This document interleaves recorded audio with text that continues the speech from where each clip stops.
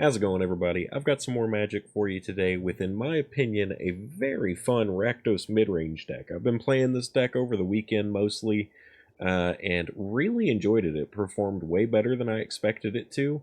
We've got some really aggressive cards in here. 3 drops are really where Rakdos is shining right now, so I want to go ahead and get into it. Starting from the bottom end, we've got 3 Valgavoth's Faithful, a 1-drop 1/1 human cleric. You can pay 4, including 1 black specific, to sacrifice Valgavoth's Faithful and return target creature card from your graveyard to the battlefield. You can activate this ability only as a sorcery. So, we are going to be using some Reanimator in this deck with Valgavoth's Faithful, as well as Zombify, which was added in Foundations, which is fantastic, and we are also using Coiling Rebirth. So we have multiple Reanimator methods in this deck. We're using Torch the Tower as another form of early removal. It is a 1-drop red, deal 2 damage to target creature or planeswalker. If this spell was bargained, it deals 3 damage to that permanent instead, and you scry for 1. If a permanent dealt damage by Torch the Tower would die this turn, exile it instead. This card is a really fantastic form of removal, just giving you that opportunity to exile things rather than destroy them. And it's very cheap. If you're playing, if you're playing a red deck like Rakdos, Boros, anything like that, I really recommend considering using Torch the Tower, especially over something like Cut Down. Cut Down does potentially have more targets that it can hit, but Torch the Tower having that exile effect usually comes in handy against mono-red matchups, and things like our own Unstoppable Slasher, which, if you can bargain it, can get rid of that and exile it off the board completely. It also hits a lot of those enduring cards really nicely and keeps them from coming back. Moving on, we've got Bitter Triumph, a 2-drop destroy target creature or planeswalker spell, where you have the option to either pay 3 life or discard a card. The discard effect of this can be really helpful. Our top end of Reanimator targets for this deck are between Overlord of the Bellmark, Overlord of the Boiler Bilges, and Valgavoth Terror Eater. You can do other things. A lot of people like playing Atraxa in these sorts of decks, all that, but I prefer to play in my decks cards that I can play with the basic mana base if I'm able to, hard cast it. So I don't have anything of that kind in this, though you could absolutely do that. The Coiling Rebirth also hits really nicely our Overlord of the Bellmark as well as Overlord of the Boiler Bilges, since it gives you the opportunity to make a copy of it if they're non-legendary creatures, where you get double ups on the trigger effects of the Overlords entering. So that's a really nice synergy with these 3 cards that kind of is part of the foundation of this deck. Back to our 2-drops, we have Fear of Missing Out. It is a 2/3 enchantment creature, Nightmare, and when Fear of Missing Out enters, you discard a card, then draw a card. So another, like Bitter Triumph, discard outlet for our 3 big creatures here that we want to reanimate. It is absolutely totally viable, by the way, to animate or reanimate an Unstoppable Slasher or a Screaming Nemesis if you need it to finish up the game. You could even potentially reanimate Fear of Missing Out with Coiling Rebirth and get double discard draw triggers. It has been relevant before for me, so I mean, it's something that you can do. But anyway, if you have Delirium, which is 4 different card types among cards in your graveyard, 4 or more, then you get the ability to untap target creature after this attack phase, and it gets another combat phase. So essentially that could mean if you have Fear of Missing Out with Delirium on the battlefield, along with Overlord of the Boiler Bilges, for instance, you could attack with both, get the 4 damage trigger off Overlord of the Boiler Bilges, untap it with Fear of Missing Out's attack trigger, then it gets to attack again, so that's a 5/5 attacking twice, dealing 8 damage through its 4 damage burn effect. Very fantastic. Also still really works really well with something like Screaming Nemesis, so if they try and block it, you're able to redirect damage. Unstoppable Slasher getting to attack multiple times is really fantastic because it does have Death Touch and the ability to have their life total rounded up multiple times from fear of missing out, so it's a really good synergy in this deck in my opinion. I am running less than a playset of them, though that comes mostly from the fact that you run into so much discard. You don't want to go overboard with it by having too many, and that can be said about a lot of these cards as well. I could run a playset of the Balemark Overlord, but you don't want to completely mill yourself out, and hitting land with this card is always disappointing. But anyway, moving on again, we've got Unstoppable Slasher, one of the foundational, really powerful 3-drop cards in Rakdos right now, along with Screaming Nemesis, but we'll get more into that in a bit. Unstoppable Slasher is a 3-drop 2/3 with Death Touch. Whenever it deals combat damage to a player, they lose half their life rounded up, and whenever Unstoppable Slasher dies, if it had no counters on it, return it to the battlefield tapped under its owner's control with 2 stun counters on it. Meaning it's very persistent and hard to kill, because in most cases, unless it already has those stun counters or some other kind of counter that's been added to it somehow, it will come back to the battlefield tapped and just be stunned for a few turns.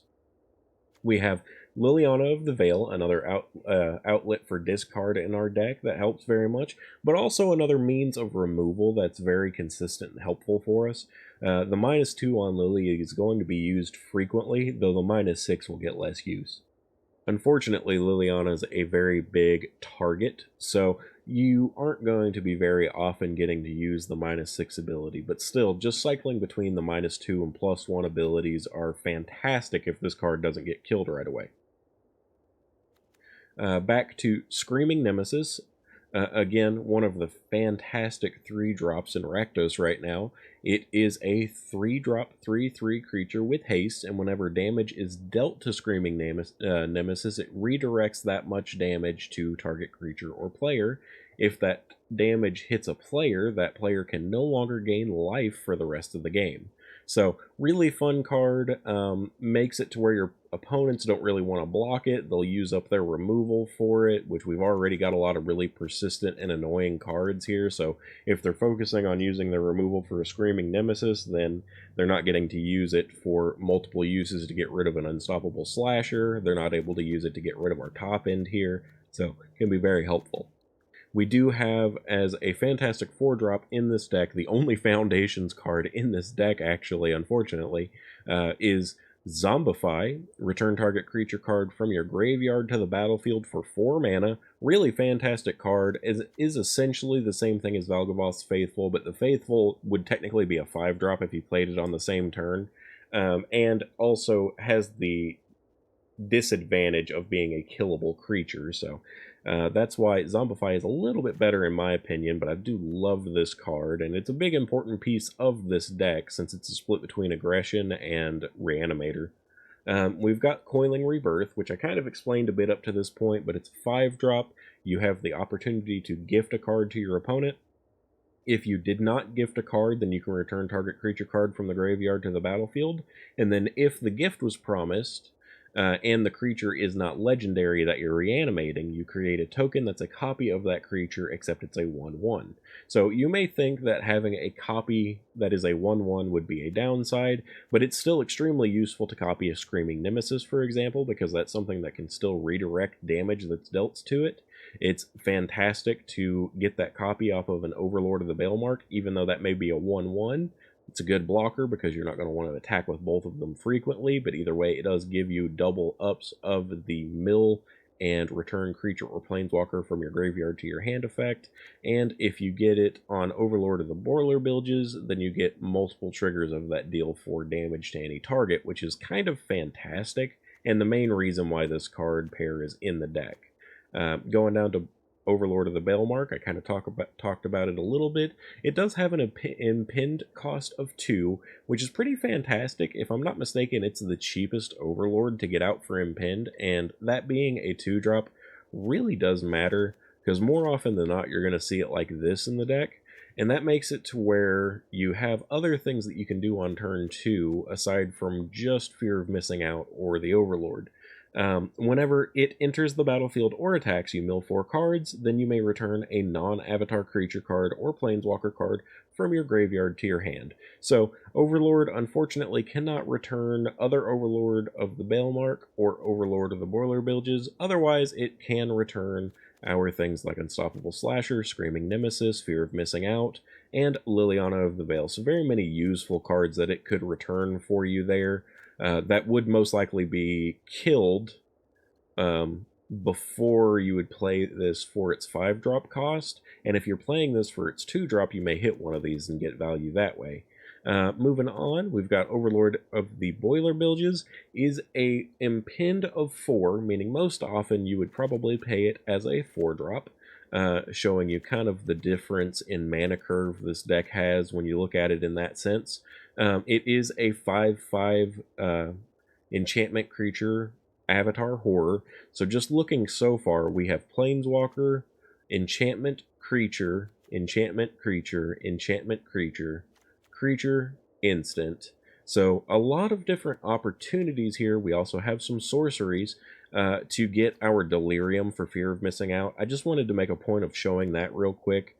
We do have some things in the sideboard that can be useful also, because I did make this as a traditional standard deck, which I'll get into. But still, a lot of utility here to get our Delirium really early with these dual-type creatures with the enchantment creatures.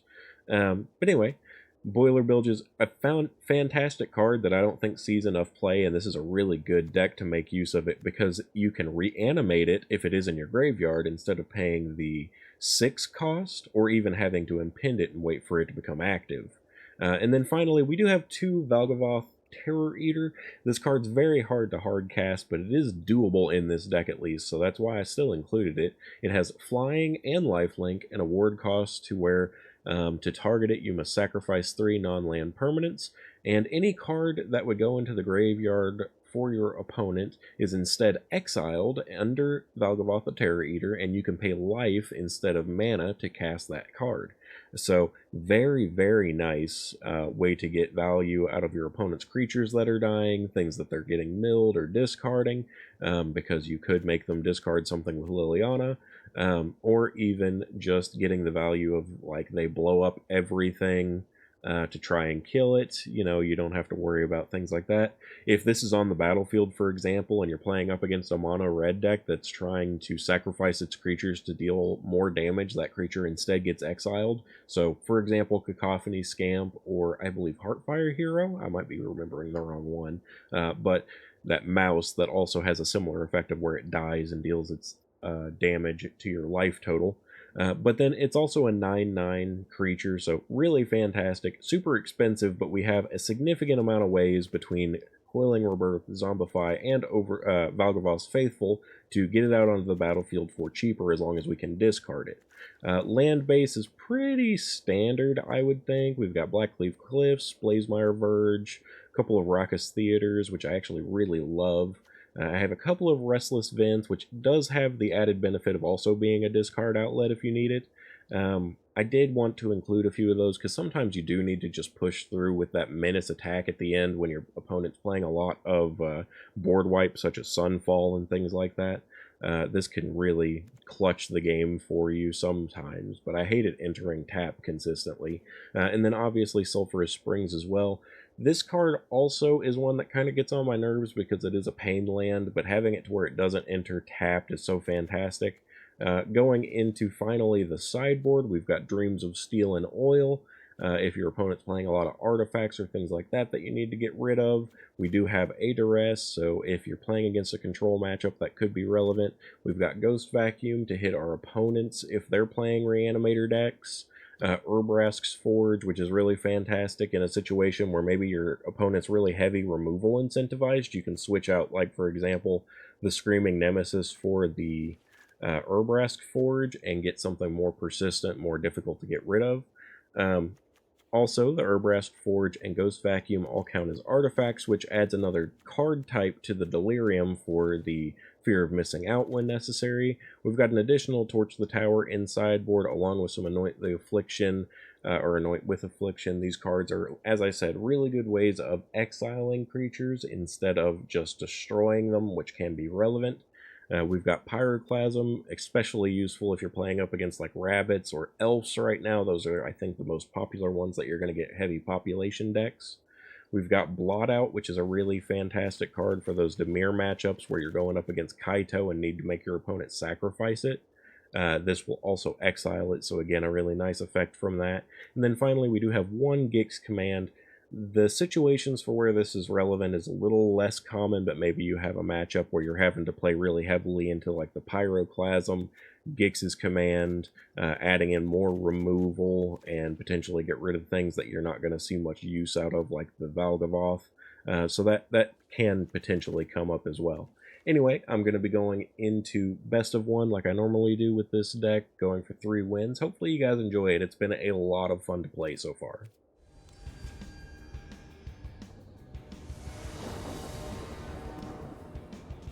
Alright, opponent gets to go first. We've got some okay looking hand here though, so I'll keep. I'll be honest, I've already had a couple of wins with this deck just trying to record this, but unfortunately they were so quick I don't think I'm going to include them in the video. Hopefully we can get 3 wins that'll be actually decent for view, because so far a lot of people are just early scooping to this deck and not wanting to deal with it at all. Looks like we're definitely up against a type of token control deck here, if I had to guess. I've played this kind of deck before, and I think it works best in Boros if you're going to do it, so I don't know if that's what they're doing. They may have red mana here and like an Urbrask Forge. That's what I would do.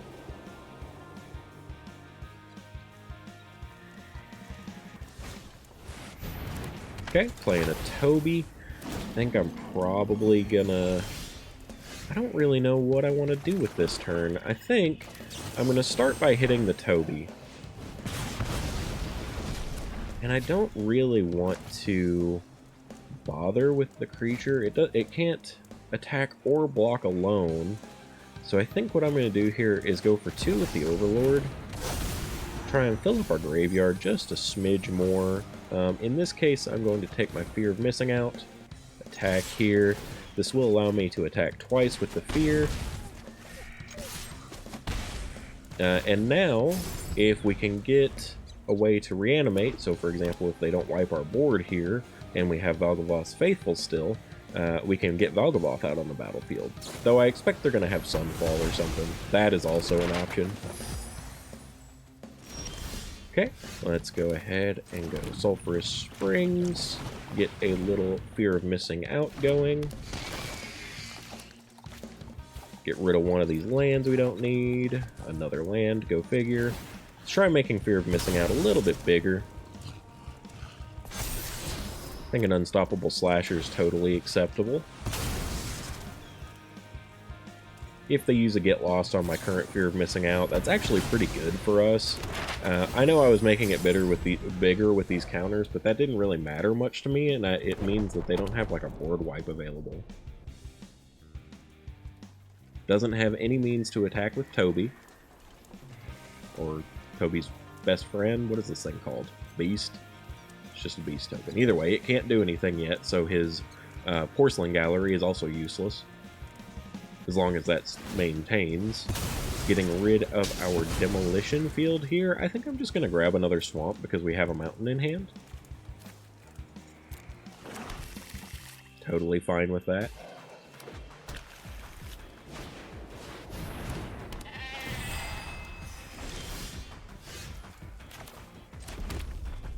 What do we have in the graveyard here? So I think I'm going to impend another Overlord.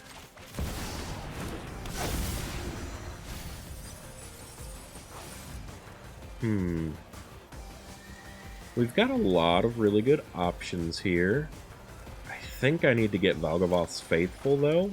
And then what we'll do is discard a land card to make sure and get rid of that.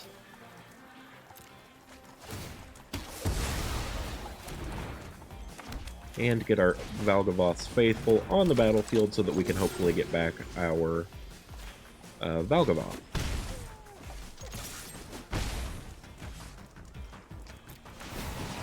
And having these impended does mean that they're going to be more annoying for our opponent to get rid of with something like a board wipe.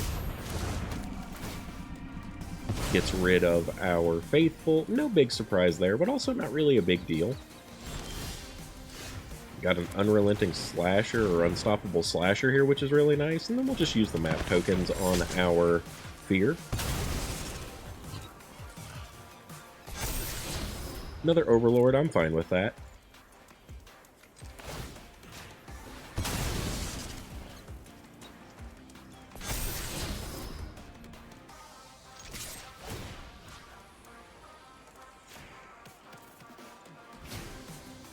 Now, he does have the opportunity to block with his little UFO thing there, but he's not going to do that because he wants to be able to attack with his token creature.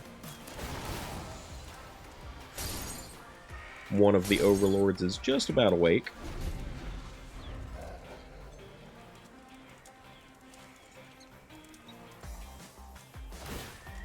So he's crewing up his ship, which does give him a token at least.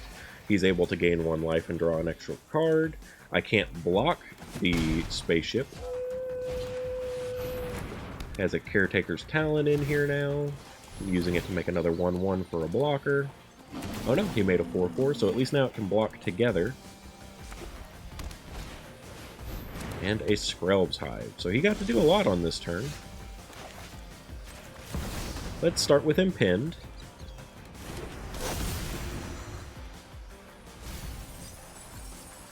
And then I think in this case, what I really want to do is going to be attack with the Screaming Nemesis. So let's get it going.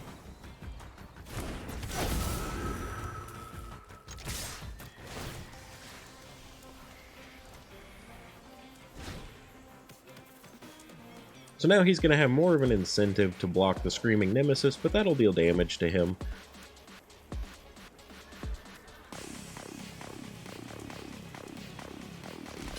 Okay, so he's doing the 4/4 block on the Screaming Nemesis. It will kill the Nemesis, but it's going to allow me to deal 4 damage to his face directly.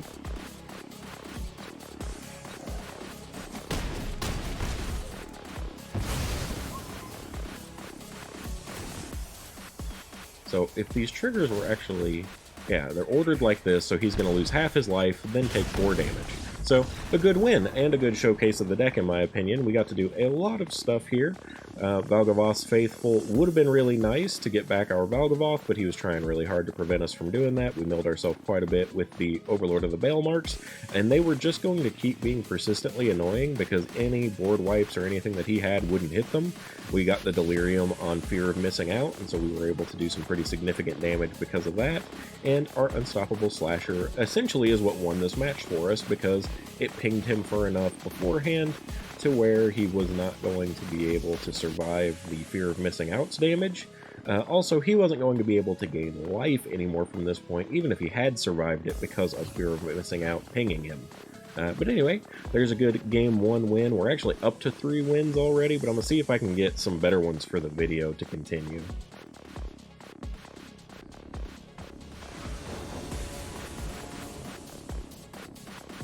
Alright, our opponent gets to go first, which is a little disappointing, but we've got some good land here, so I'll keep.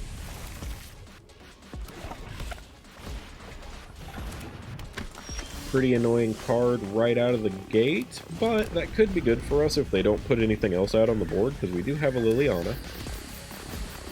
Alright, so that already ruined that. I think in this case, I'm having to read this. Let's go with a Valgavoth Faithful and go for a Torch the Tower on his new creature.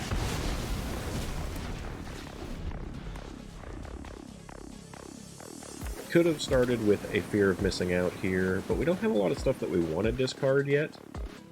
And Liliana is probably coming out on this next turn so that we can make him sacrifice this creature unless he plays another.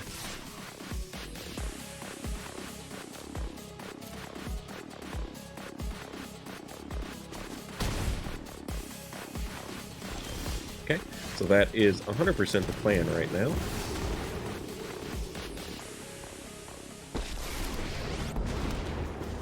Go ahead and make our opponent sack their only creature, meaning they can't protect it with something like a Shard Mage's Rescue. They do get to draw a card, unfortunately. And I'll attack for 1, because why not? Now we have the opportunity to potentially start discarding things with our Lily as well, which should be nice. If I get an untapped land, I will probably just use Overlord of the Bale Marks Impinned. I did not. So what we're going to do here is we're going to start here. I'll take another. No, I don't need any more land. Let's pitch that. And then I am going to go with Screaming Nemesis here. And let's discard our Overlord. I'm tired of your secrets.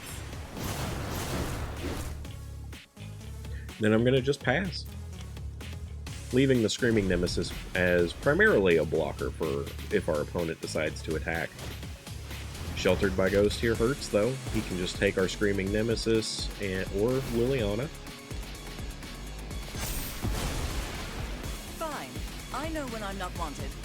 Now, if he attacks, I'm just going to block here, and I don't mind it at all because this means I can deal the damage to his face directly and he won't be able to heal anymore for the rest of this match.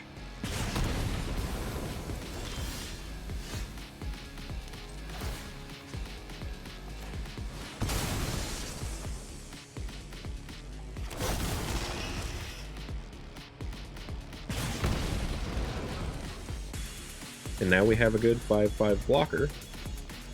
We'll see if he does something to make that no longer a good blocker.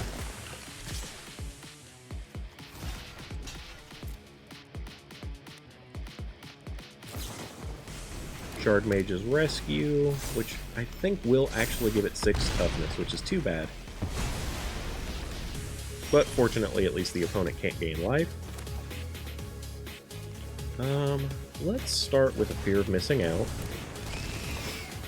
I think I need to discard another Overlord. We did get the land, that's what I was hoping for. Go ahead and wait here.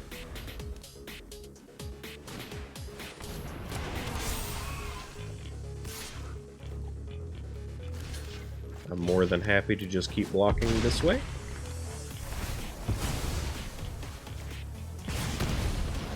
He's slowly just burning himself to death. In this case, I think it's better if we play the land rather than discard it.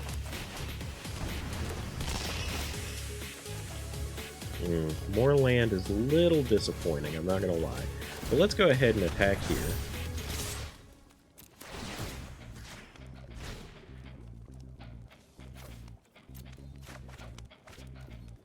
May have a good opportunity here to kill his primary creature. If we get the opportunity to kill Calyx here, it could be really good for us.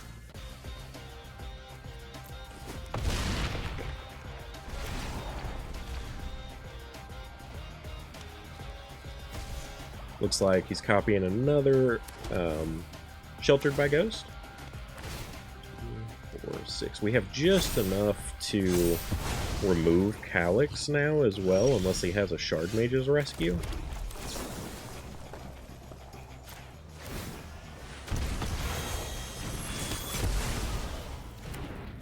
Get Liliana back. We'll use that to make him sack his remaining creature. And you think you can win? That'll get us back our Fear of Missing Out, so we'll get to draw a card, and we have another Liliana to spare. I'll just hold on to that for now.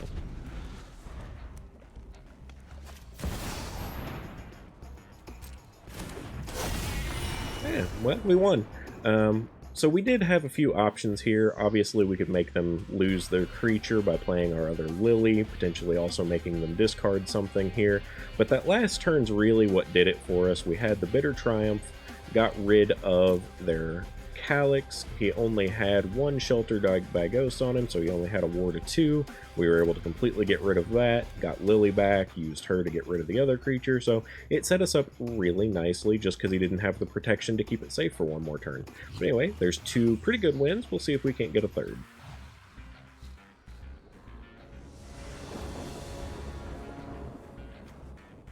Alright, we get to go first. We've got a pretty good looking hand here in my opinion, so I'll keep. Would be nice if we had a 1 or a 2 drop, but I think that'll be okay.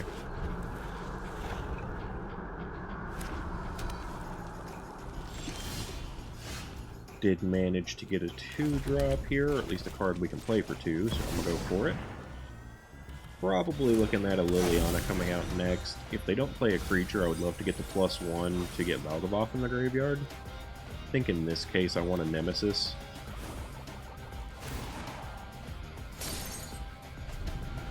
So it's not in this deck, but another really overpowered 3-drop in this deck type right now in Rakdos is the Unholy Annex. So that's why I was saying that Rakdos has got some of the most ridiculously powerful 3-drops right now. Ignoring cards like Creature of the Schism or anything like that. You've got Screaming Nemesis, Unstoppable Slasher. You've got Unholy Annex, which is at least 3 when it comes out, you know, if you play it on turn 3. There's Urbrask's Forge, which is another good representation of a really powerful card. So, like, it's pretty ridiculous in my opinion. Okay, let's go ahead here. I am going to go with Raucous Theater. Let's pitch that, or no, let's keep that land on top and get rid of this Blazemire with Lily so that we can pick up. You won't be outsmarting me.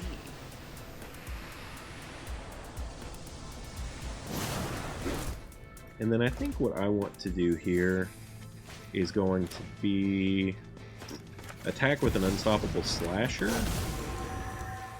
I'll keep it as a blocker to give the off chance that we might get to keep Lily. We'll see.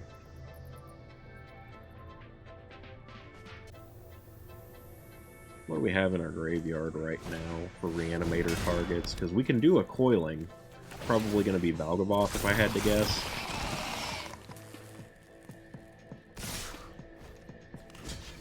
Block here, get to deal 2 damage to them, ensuring that they don't heal. We get to keep our Screaming Nemesis and our Lily, so pretty nice.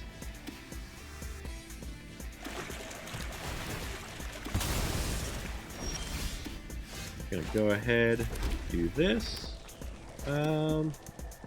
Yeah, let's go ahead and ditch the Slasher. I don't think there's gonna be really any big ramification of that. And then I'll keep my Screaming Nemesis here for the opportunity to block the 2-1 again and get Valgavoth. Alright, so that is an easy game 3 win. I've actually had 5 wins with this deck already. This one wasn't as quick, but I've had, including this one, some really quick wins with this deck. People scoop pretty fast. And, I mean, you get Valgavoth out on the field, that's going to happen.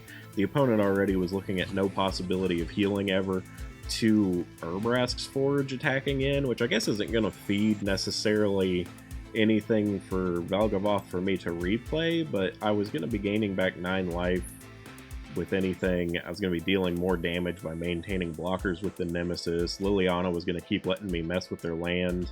I saw that this was going to be some kind of a burn deck. I don't know if it was Boros or just mono red, but like burning out a Screaming Nemesis is never something that you want to do. And burn is not going to deal with Valgavoth. It's just not possible, because not only are you going to have to keep sacrificing permanents, which is going to get expensive, but you'll have to do it multiple times because you can't just deal 3 damage to Valgavoth to kill him. Anyway, hopefully you guys like this. Like I said, this deck was a lot of fun. I've been playing it all weekend, and it's probably my favorite deck that I've been playing recently because of how stale things have been feeling in Magic on Standard, but I definitely recommend giving this one a try if you get the chance.